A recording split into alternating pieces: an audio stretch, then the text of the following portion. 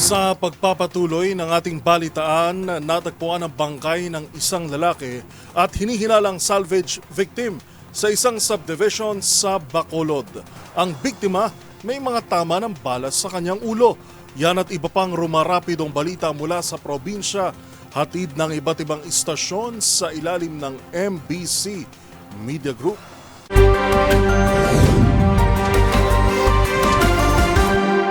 Nakita ang isang katawan ng lalaki na biktima umano ng pag-salvage sa Bloomfield Subdivision, Purok Villa Lucasan, Barangay Mandalagan, lungsod ng Bacolod.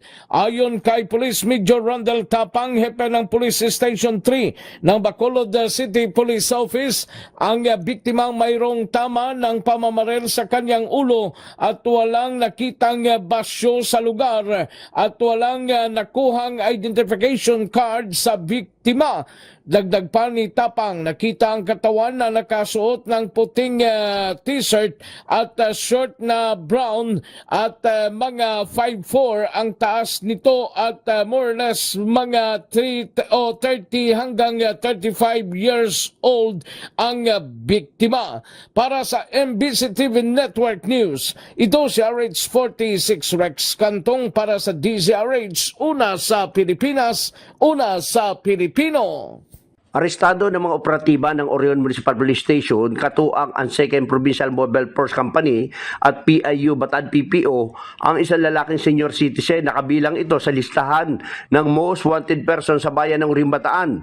Kinilala ang suspect sa alias Ramon, 60 anyos, may asawa at residente ng Barangay Daang Bago, Orion Bataan.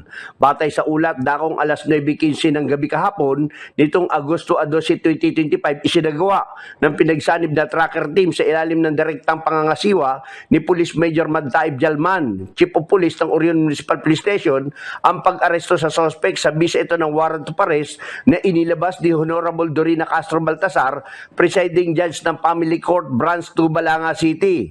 Naharap si alias Ramon sa kasong 2 counts statutory rape na nobel o walang piyansa. Matapos ang pag-aresto sa suspect, ipinaalam sa kanya ang kanyang mga karapatan ayon sa konstitusyon. Siya ay kasalukuyang nasa kustodiya na ng Orion Municipal Police Station para sa kaukulang dokumentasyon. Para sa MBC TV Network News, Danny Kumilang, RH37, una sa Pilipinas, una sa Pilipino. Ita mula sa Davao City. Arestado sa isang bypass operation sa Paraki Street, Ecolan, Phase 2, Barangay 76-A, Bukana, Davao City, ang isang suspect na kabilang sa top 6 ng regional level high value individual list dakong alas 4:35 ng hapon, Agosto 12, 2025. Kinilala ang suspect sa alias na Yuyo, 42 anyos. Ang operasyon ay pinangunahan ng City Drug Enforcement Unit at Regional Police Drug Enforcement Unit 11 kasama ang Criminal Investigation Unit, Regional Intelligence Division 11 at Ecolan Police Station sa koordinasyon ng Philippine Drug Enforcement Agency. Nasamsamo na sa suspect ang 2 pakiti ng inihinalang shabu na tinatayang nagkakalaga ng 170,000 pesos, isang cellphone at 30,000 na bypass money. Sa kasalukuyan, nasa kustodiya na ng kapulisan si alias Yuyo habang inihanda ang kasong paglabag sa Republic Act 9165 o Comprehensive Dangerous Drugs Act of 2002. Para sa MBC TV Network News, ito si June Suter, una sa Pilipinas, una sa Pilipino. Sugatan ang 4 katao na sakay ng isang tricycle, kabilang ang driver ng maaksidente sa National Highway ng Barangay Upong, Katubig Norte, Samar. Ang mga sugatan agad na isinugod sa ospital ng Katubig Rescue Team. Ayon sa incident report ng Katubig Rescue Team, ang mga sugatan ay pawang mga kalalakihan at 2 dito ay senior citizen, isang 70 at 65 years old. Ang 2 naman ay 13 taong gulang at 42 taong gulang. Lahat ay mga residente sa bayan ng Pambuhan, Norte, Samar. Ayon pa sa ulat, habang binabaybay na nasabing sasakyan ang kahabaan ng National Highway, pagdating doon sa nasabing lugar, na aksidente ang nasabing sasakyan.